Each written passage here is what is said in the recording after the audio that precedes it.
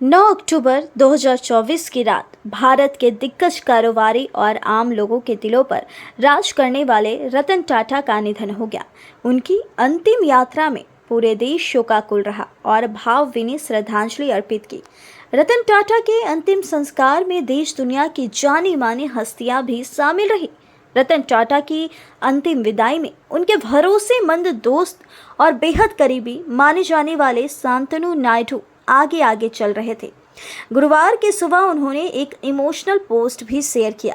नम आंखों से रतन टाटा को अंतिम विदाई देते हुए शांतनु ने लिखा था, इस दोस्ती ने अब मेरे अंदर जो खालीपन पैदा कर दिया है, मैं अपनी बाकी की जिंदगी उसे भरने की कोशिश में बिता दूंगा। प्यार के लिए दुख की कीमत चुकानी पड़ती है। अलविदा मेरे प्यारे लाइट हाउस। रतन टाटा के साथ उन्होंने अपनी एक पुरानी तस्वीर भी शेयर की थी। कौन है शांतनु नायडू? क्यों हो रही है शांतनु नायडू की इतनी चर्चा? कैसे हुई थी रतन टाटा से मुलाकात? फिर बन गए गहरे दोस्त। रतन टाटा को देते थे निवेश की सलाह। आइए जानते हैं शांतनु नायडू के बारे में, जिन्हें छोटे रतन टाटा कहे जा रहे हैं। दरअसल शांतनु नायडू का जन्म 1983 में महाराष्ट्र के पुणे में हुआ था। साल 2014 में सावित्रीबाई फुले पुणे विश्वविद्यालय से शांतनु ने अपनी इंजीनियरिंग की डिग्री पूरी की। इसके बाद शांतनु 2016 में Cornell Johnson graduate school of management से बिजनेस एडमिनिस्ट्रेशन से मास्टर की डिग्री अपनी हासिल की। अपनी शिक्षा पूरी करने के बाद उन्होंने अपने कैरियर की शुरुआत टाटा एलेक्सी में ऑटोमोबाइल डिज़ाइनर इंजीनियर के तौर पर की। लिंक्डइन प्रोफाइल के मुताबिक शांतनु जून 2017 से टाटा ट्रस्ट में काम कर रहे हैं। वह रतन टाटा के असिस्टेंट रहे हैं। शांतनु नायडू रतन टाटा के साथ हमेशा साई की तरह रहते रहे।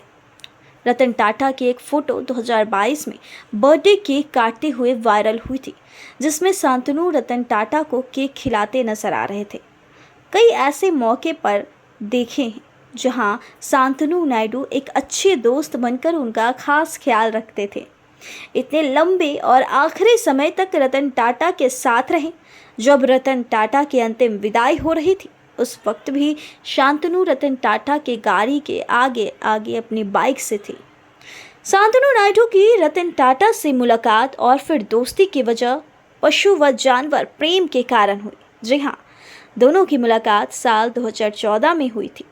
नायडू एक्सीडेंट से आवारा कुत्तों को बचाने के लिए उनके गले में रिफ्लेक्टिव कॉलर बनाते थे और फिर आवारा कुत्तों के गले में लगा कर देते थे, जिससे ड्राइवर को यह रिफ्लेक्टिव कॉलर अंधेरे में दिख जाता था और वह वाहन को रोक देते थे।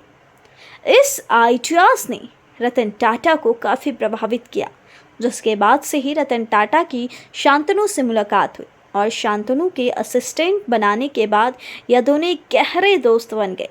पहली बार जब नायडू रतन टाटा से मिले थे तो वो सिर्फ 20 साल के थे। नायडू की प्रतिभा से रतन टाटा काफ़ी प्रभावित थे। तभी तो रतन टाटा ने खुद फ़ोन करके असिस्टेंट बनने का उनको ऑफर दिया था। इस बीच दोनों के बीच सामाजिक मुद्दों पर समान विचारों ने इन रिश्ते को और भी ज़्यादा मजबूत किया। शांतनु अब रतन टाटा के ऑफिस में जनरल मैनेजर के पद पर काम करते हैं और एक नए स्टार्टअप्स में निवेश को लेकर टाटा ग्रुप को सलाह भी देते हैं। नौकरी के अलावा शांतनु गुड फॉलोअर्स स्टार्टअप्स के मालिक भी हैं। यह कंपनी सीनियर सिटीजन्स को कॉम्प्रिहेंसिव सपोर्ट प्रोवाइड कराती है। ऐसा कहा जाता है कि इस कंपनी का वैल्यू करीब 5 करोड़ रुपए है। वह एक फेमस भारतीय businessman, engineer, junior assistant, DCM, social media influencer, लेखक और एंटरप्रेन्योर भी हैं।